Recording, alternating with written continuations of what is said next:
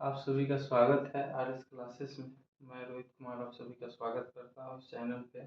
और ये ऊर्जा के स्रोत का लास्ट वीडियो है। ऊर्जा के स्रोत को हमने कई वीडियो में डिवाइड करके और समझा कि क्या है कैसे है। ये कुछ अंतिम जो है इसके मुख्य बिंदु रह गए हैं, उनको हम लोग समझेंगे और ये अंतिम वीडियो है। इस पूरे चैप्टर को अच्छे से समझने का प्रयास करेंगे। चलिए वीडियो में आगे बढ़ते हैं। नाभिकीय विद्युत संयंत्र, ये लास्ट वीडियो में पढ़ाई हो चुका है कि नाभिकीय विद्युत संयंत्र क्या है और उसके कितने पार्ट्स हैं। तो हमने नाभिकीय विखंडन के बारे में पहले ही पढ़ लिया है। अब हम देखेंगे कि नाभिकीय विद्युत संयंत्र कहाँ कहाँ पे स्थित है। ये कुछ इंपॉर्टेंट पॉइंट है जो आपके एग्जाम के व्यू से इम्पोर्टेंट हो सकते हैं। ये हो सकता है ऑब्जेक्टिव टाइप में पूछ ले कौन कहाँ पे है। तो देखेंगे तारापुर जो है वो महाराष्ट्र में है, राणा प्रताप सागर राजस्थान में है, और कलपक्कम जो है तमिलनाडु में है, नरौड़ा आपको उत्तर प्रदेश में है, और काकरापार जो है गुजरात में है, और कैगा है जो आपको कर्नाटक में है। ये आपको एग्जाम पॉइंट ऑफ व्यू से थोड़ा इम्पोर्टेंट हो जाता है, इसलिए इनको आप याद ही रखेंगे तो ज़्यादा बेटर होगा। अब नाभिकीय विखंडन के बारे में हमने पढ़ा, और अब हम पढ़ेंगे नाभिकीय संलयन के बारे में कि क्या है। दो हल्के नाभिकों, सामान्यतः जो है इसमें हाइड्रोजन होता है, को जोड़कर एक भारी नाभिक बनाना जिससे भारी मात्रा में ऊर्जा उत्पन्न हो, नाभिकीय संलयन कहलाता है। मतलब आप देखेंगे कि इसमें जो है हाइड्रोजन की मात्रा होती है जिसे जोड़ करके और एक भारी नाभिक बनाया जाता है, जिससे आपको नाभिकीय संलयन कहा जाता है और उससे नाभिकीय ऊर्जा आपको प्राप्त होती है। ये उसका सूत्र है जो आप ध्यान रखेंगे कि कैसे हो सकता है आपके एग्जाम में पूछ ले। अब इसके कुछ पॉइंट्स है उसको देखते हैं। नाभिकीय संलयन हेतु अत्यधिक ताप व दाब की आवश्यकता होती है। जब भी नाभिकीय संलयन का यूज होगा तो उसमें हाई टेम्परेचर और उच्च ताप और दाब की आपको जरूरत होगी। Pressure, high temperature and pressure की जरूरत होती है उसमें। और दूसरा है सूर्य तथा तारों के विशाल ऊर्जा का स्रोत नाभिकीय संलयन है। ये प्रश्न कितनी बार आपके मैट्रिक के एग्जाम में पूछे हुए हैं, 10th के बोर्ड के एग्जाम में, कि सूर्य और तारे जो होते हैं उनकी विशाल जो ऊर्जा होती है उनका स्रोत क्या है, तो नाभिकीय संलयन है। इसको ध्यान देंगे। तीसरा है आपका हाइड्रोजन बम भी नाभिकीय संलयन पर आधारित होता है। ये भी पूछे हुए, ये भी इंपॉर्टेंट है कि हाइड्रोजन बम जो है वो किस चीज पे आधारित होता है, तो हाइड्रोजन बम जो है वो नाभिकीय संलयन पर आधारित होता है। अब इसके बारे में हम कुछ लाभ देखेंगे कि आपने जो नाभिकीय संलयन है उससे क्या लाभ है, और कुछ हानियों के बारे में भी देखेंगे। चूंकि हमने जितने भी ऊर्जा के स्रोत पढ़े हैं सब में कुछ ना कुछ लाभ और कुछ ना कुछ हानियां हैं, तो इन्हें भी देखते हैं।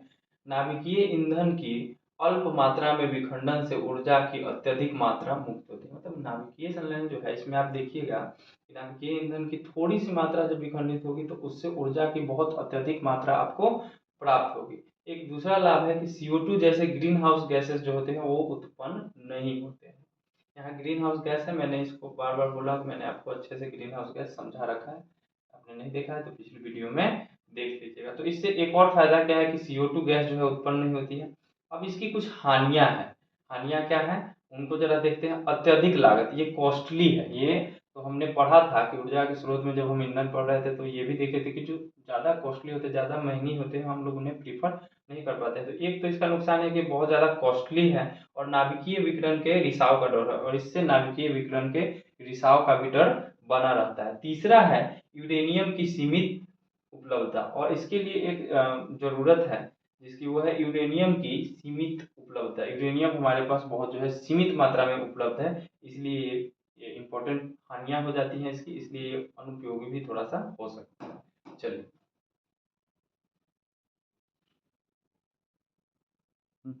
अब देखिए, ये तो आपका चैप्टर यहाँ पे एंड हो चुका है ऊर्जा के स्रोत का, लेकिन इसमें एक टॉपिक है जिसको हम लोग देख लेंगे। एक टॉपिक है पर्यावरण विषयक सरोकार। अब इसको देखते हैं कि ये क्या है।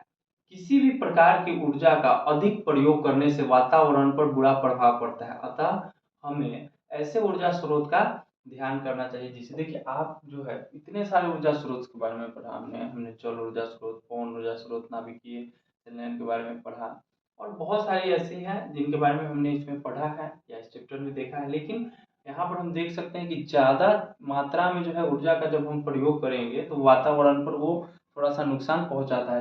इनसफिशियंट जो बहुत ज़्यादा मात्रा में उसकी यूज होगी तो थोड़ा नुकसान पहुंचाएगा ही। तो उसमें कुछ बातें हैं जो हम लोगों को ध्यान रखनी होंगी। क्या बातें हैं, ऊर्जा प्राप्त करने में सरलता हो। ऐसा देखिए कि जो ऊर्जा के स्रोत हो जो आसानी से प्राप्त हो और प्राप्त करने में सरलता हो, कोई कठिनाई ना हो। दूसरा नंबर पॉइंट है कि थोड़ा सा सस्ता होना चाहिए, सस्ता भी होगा तो बहुत जरूरी होगा। तीसरा नंबर है प्रदूषण मुक्त होना चाहिए। उसमें तीसरा नंबर है प्रदूषण मुक्त होना चाहिए, मतलब प्रदूषण बहुत कम रहे, सस्ता हो और ऊर्जा आसानी से प्राप्त हो। इन चीजों का हम ध्यान रखेंगे जब भी ऊर्जा के स्रोत का उपयोग करेंगे। चौथा है ऊर्जा का कोई स्रोत पूर्णतः प्रदूषण मुक्त नहीं होता। देखिए जितने भी हमने स्रोत पढ़े सब में हमने आपको हानियां बताई है, तो कोई ना कोई हानि जरूर होता है। ऊर्जा का कोई भी स्रोत परिपूर्ण रूप से प्रदूषण मुक्त नहीं होता है बिल्कुल। हम यह कह सकते हैं कि कोई भी स्रोत दूसरे स्रोत की अपेक्षा अधिक स्वच्छ है। देखिए हम यहाँ पे यह कह सकते हैं कि एक स्रोत जो है वो दूसरे स्रोत से थोड़ा कम प्रदूषित हो सकता है, थोड़ा कम, लेकिन होगा जरूर। ये नहीं है कि पूर्ण तरह से प्रदूषित नहीं होगा।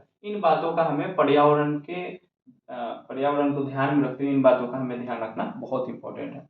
अब एक मैंने ये बनाया है, लास्ट देख लीजिए आप लोग। ऊर्जा स्रोत जो है क्या क्या है, ये तो स्टार्टिंग में ही मैंने पढ़ाया था, लेकिन एक बार इसको रिकॉल कर लेते हैं। ऊर्जा के स्रोत दो प्रकार के हैं, एक अनवीकरणीय स्रोत है और दूसरा है नवीकरणीय स्रोत। इन दोनों को हम लोग थोड़ा बारीकी से देखेंगे क्या होता है। वे स्रोत जो किसी न किसी दिन समाप्त हो जाएंगे, ऐसे स्रोत आपके पास बहुत है, मैंने पढ़ाया भी था।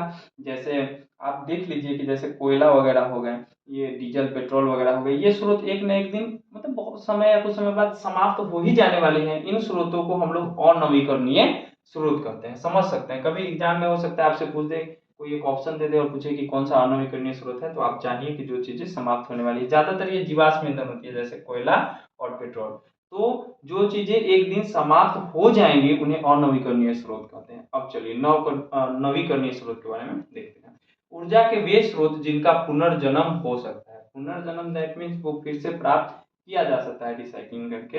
ये लंबे समय तक समाप्त नहीं होंगे, ये बहुत समय तक हमारे पास अवेलेबल रहेंगी, मतलब इनसे ज्यादा तो जरूर चलेंगी। ठीक है, उसमें कौन कौन सी है, जैसे पवन ऊर्जा हो गई और जल ऊर्जा हो गई, ये अभी हमारे पास सफिशियंट है। इनका यूज ऊर्जा का नवीकरणीय स्रोत का सिद्धांत हो सकता है, क्योंकि ये हमारे पास सफिशियंट है, ये जल्दी समाप्त होने वाली चीजें नहीं है। अब इसको भी ध्यान में रखेंगे कि हो सकता है एग्जाम में आपसे पूछ ले कि नवीकरणीय स्रोत के एक उदाहरण दीजिए, तो आप पवन ऊर्जा और जल ऊर्जा को ध्यान में रखेंगे।